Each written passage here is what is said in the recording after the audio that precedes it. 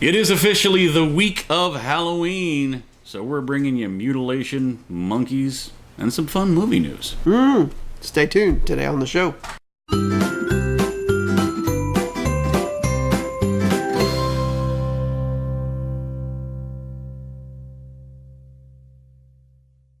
Good morning, scallywags. It is finally here. It is. This is the week. This is our week. Yes. The week of Halloween. Oh! I thought it was Thanksgiving. I'm really. Not yet. I'm hungry. Not yet. I haven't started my practice eating yet. You gotta. Yeah, you need to warm up. You gotta warm up. Yeah, definitely got to stretch. You gotta not like stretch. No, you gotta stretch. Get the elastic bands out. Competitive eating. Yes, yeah, but that's next month though. For now, it's candy time, and so we got a whole horror themed week for you.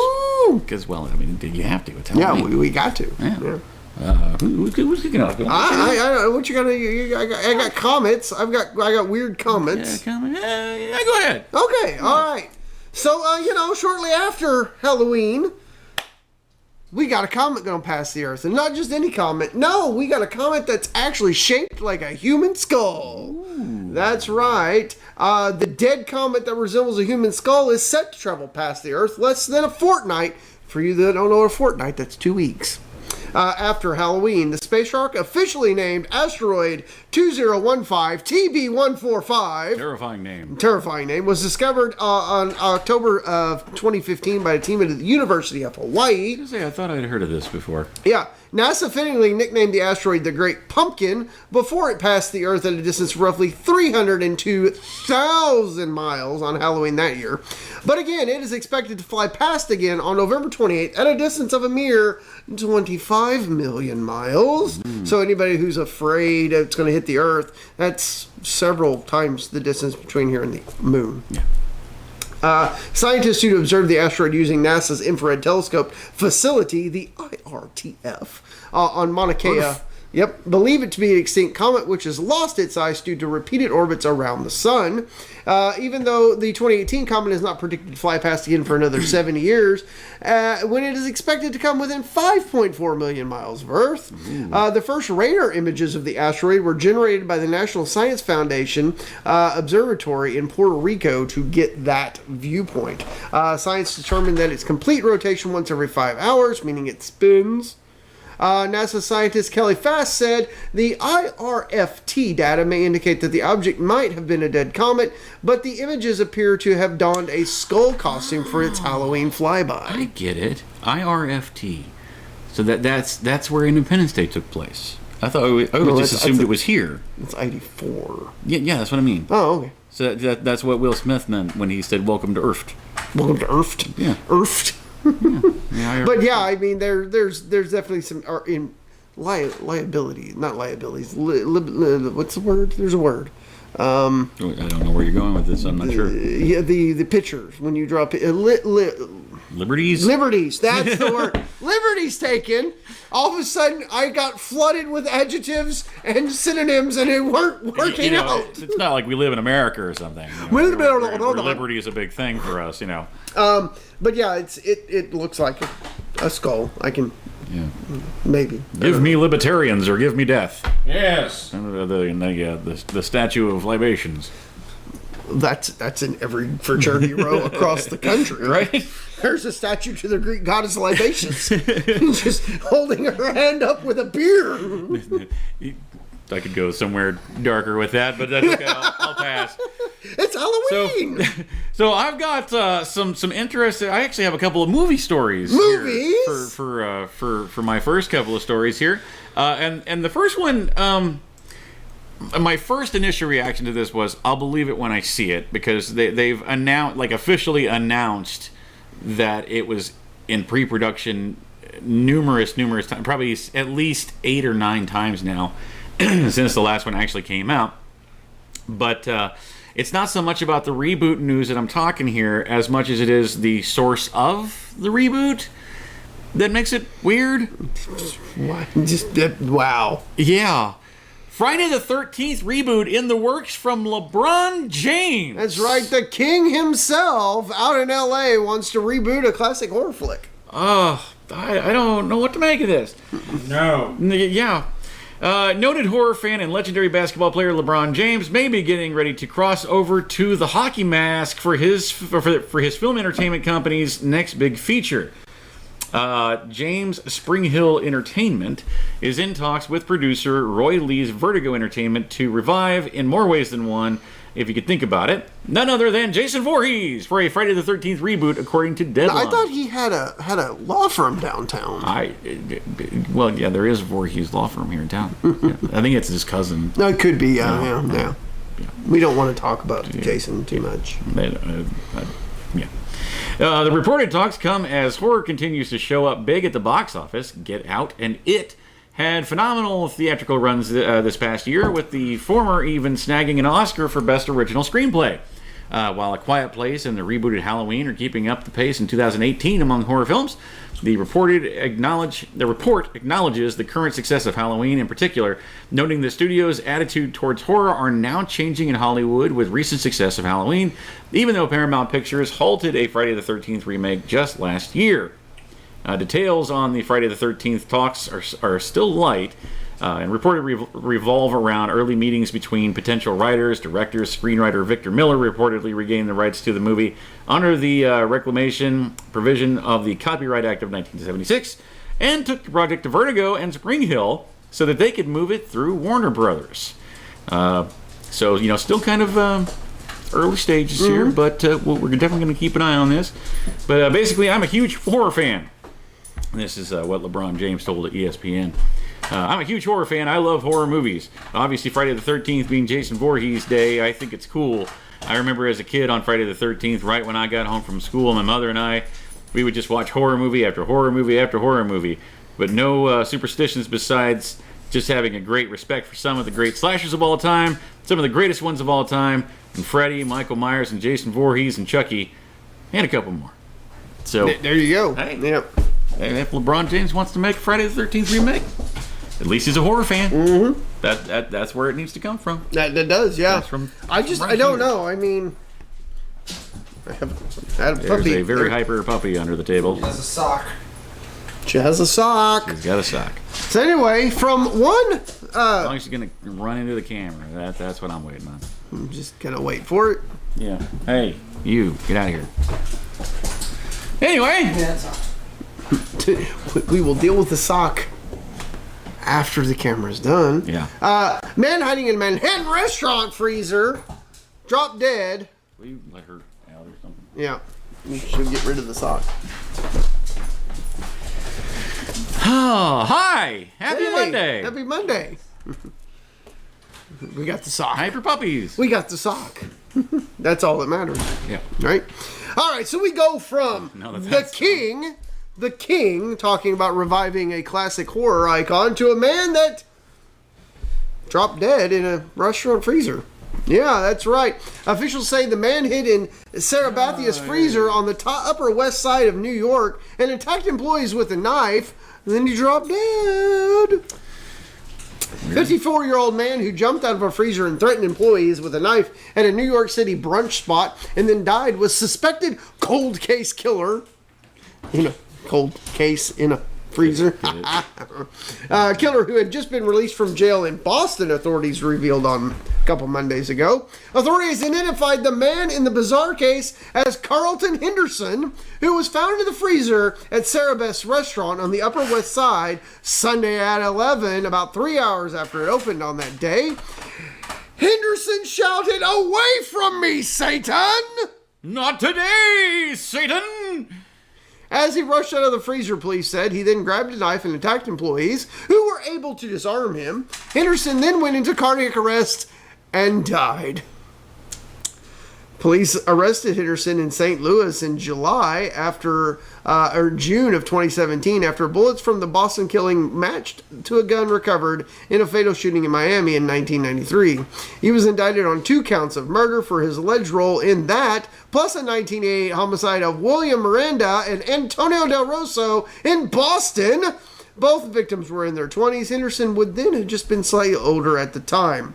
The case had been cold for decades. If he's in the freezer, yes it is. And now so will he. Yep. but was reopened after the cold case squad in Boston had the indictment followed. The cold case did not have a trial date, and Henson's attorney had filed a motion to suppress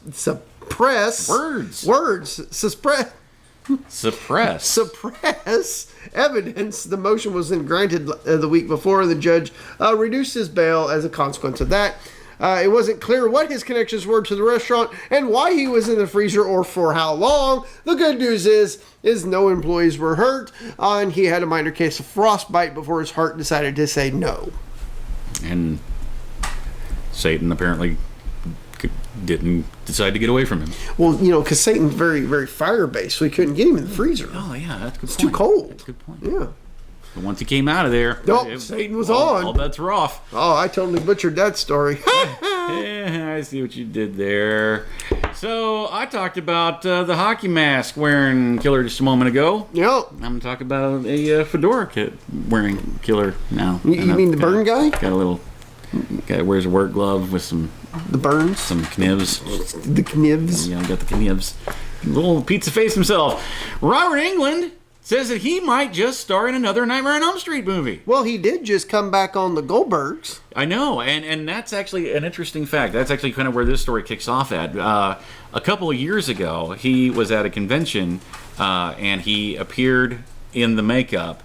And the reason why he appeared in the makeup at that particular convention versus any other convention that he appears at is that was to be the final time he would wear the makeup. Well, now he's showing up on the Goldbergs, and now he's had a bit of a break. Yeah. Maybe a little bit of that old familiar taste comes back. A few weeks back, it was confirmed that, to the surprise of horror fans everywhere, genre icon Robert Englund would soon reprise his role as Freddy Krueger for a special Halloween episode of the ABC's 80s sitcom, The Goldbergs. The episode in question airs this Wednesday. Mm-hmm. Englund last played Freddy on screen in 2003's blockbuster crossover Freddy vs. Jason, and was eventually replaced by Jackie Earle Haley for 2010's crappy Nightmare on Elm Street remake. I added the word crappy there. It's not in the article. That's our opinion and only our opinion. Yeah. In the years since, Englund has said that he has no plans or desire to return to his signature role. Clearly, that stance has changed, as fans will see in just 2 short days. However, from the moment the sitcom gig. Sitcom? So, hashtag sitcom gig. I'm not the only one who can't speak. Yeah. That's amazing. However, imagine that on a Monday, right? Right? It's early. You gotta get those juices flowing for the week. Since the moment that this sitcom gig was announced, diehard Freddy devotees have been openly wondering if it could lead to Englund starring in another Nightmare on Elm Street movie. Well, it turns out that wish might be granted. During a recent chat with Access Online, Englund teased that he, quote, might have one left in me. When asked about the future of the Elm Street franchise. That said, he made it clear that he's not up for making any sequels to whatever that project may be. So with Englund's openness to the idea public, the ball is now in Warner Brothers' New Line Cinema's court. Considering the massive success of Halloween's Jamie Lee Curtis-led reboot, it's likely that a new Nightmare on Elm Street with Robert Englund could prove to be just as financially successful. So by no means is this like a plan. It's just something that Englund's talking about. But like the LeBron James story said, with Halloween doing as well as it's doing, and I still haven't got to see it yet, and I'm very sad about that fact. I think we're about to see a revival. It's fine if it's classic horror. I don't mind it, but the problem, like I've always had with horror of late, is it's just been gore. The thing that is great about actually the torture porn stuff's kind of played out now. We're getting into more like the supernatural stuff now, and but everything's too clean. But what I love about like we said earlier, it's hard to last week. Yeah, it's hard to be scared when everything's in 4K. But what's wonderful about the Halloween movie and why it's getting as much praise as it's getting and why it's doing as well as it's doing is because of the reason that we've been saying needs to be a thing for forever, that it was made by true fans of the franchise. People that love the material, people that know the material, people that, they worked hand in hand with John Carpenter. He approved everything that they did with the movie.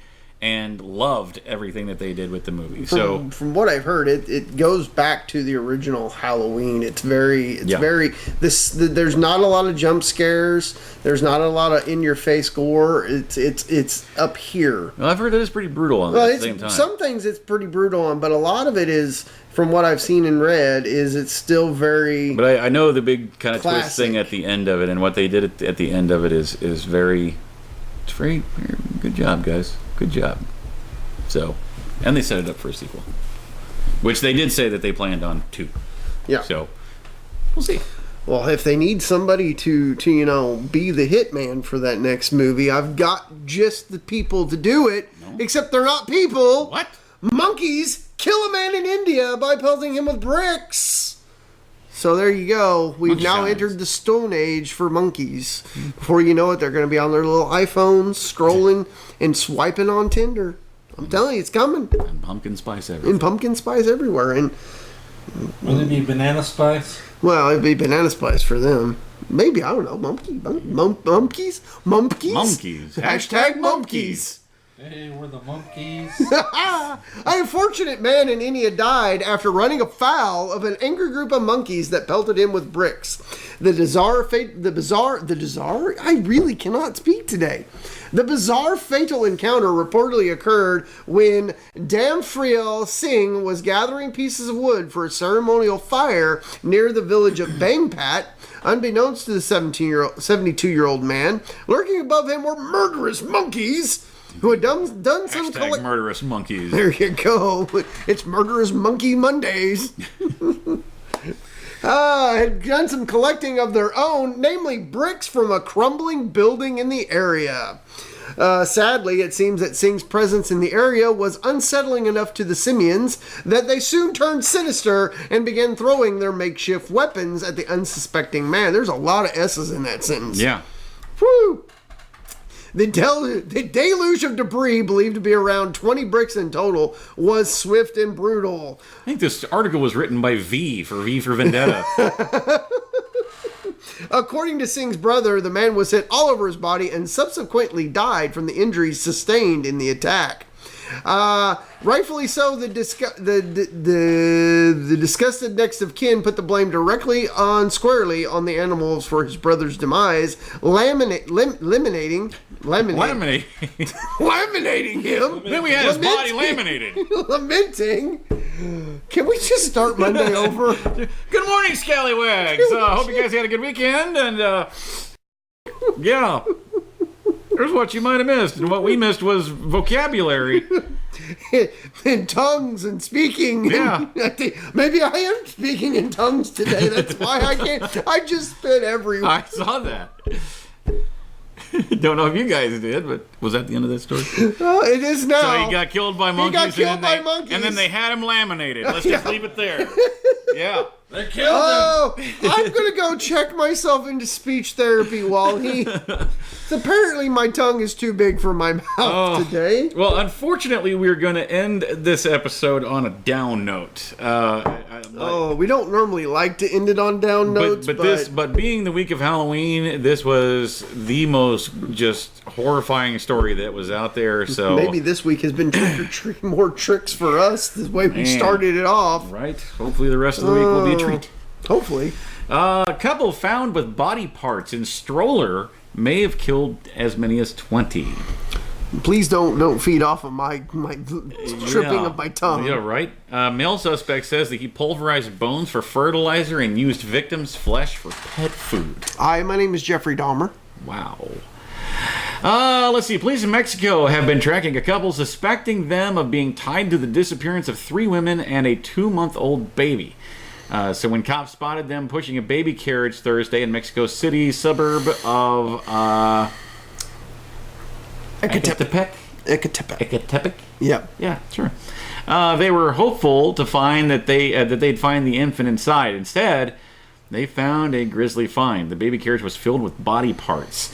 This is according to the BBC. The couple referred to as Juan Carlos N. and Patricia N.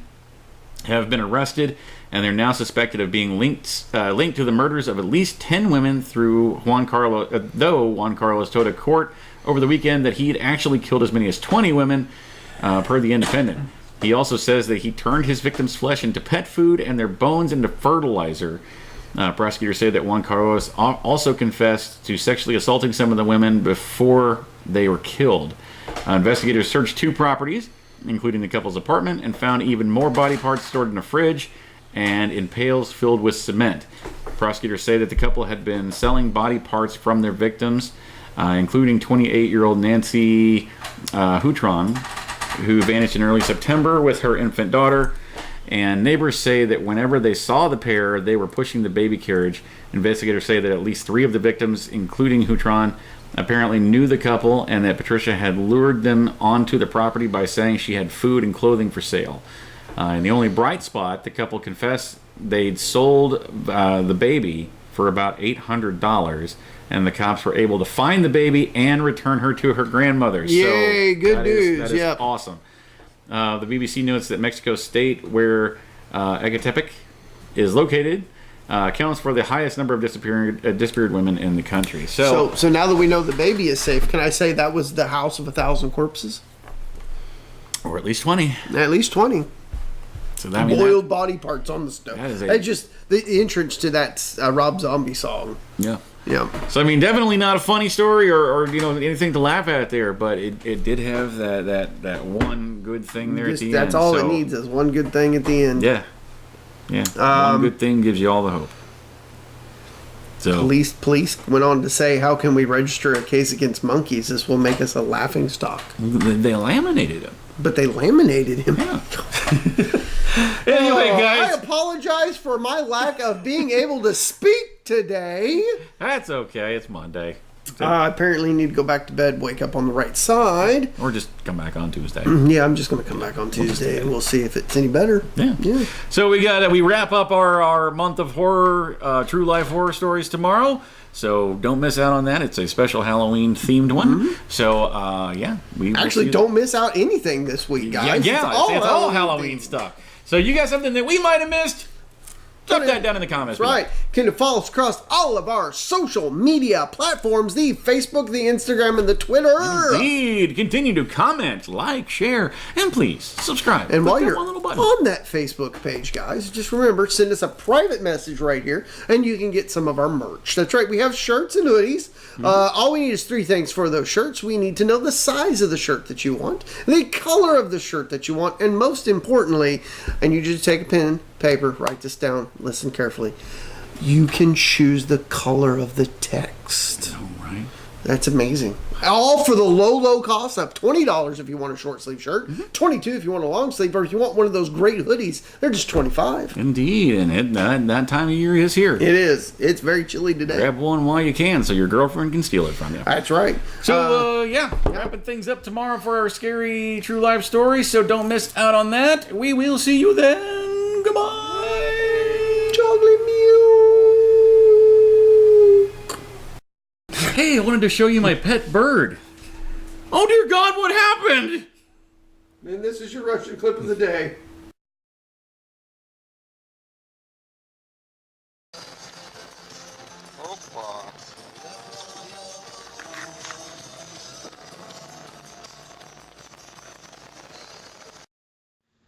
Hey guys, thanks for watching that video. We hope you enjoyed it. Yeah, and if you liked what you see, go ahead and click on our faces to go ahead and subscribe to get all of our Monday through Friday stuff. Indeed, and here's a couple of links down below that you can follow to watch more shows like it. Tons of great content right here at Scallywag Productions. We'll see you tomorrow.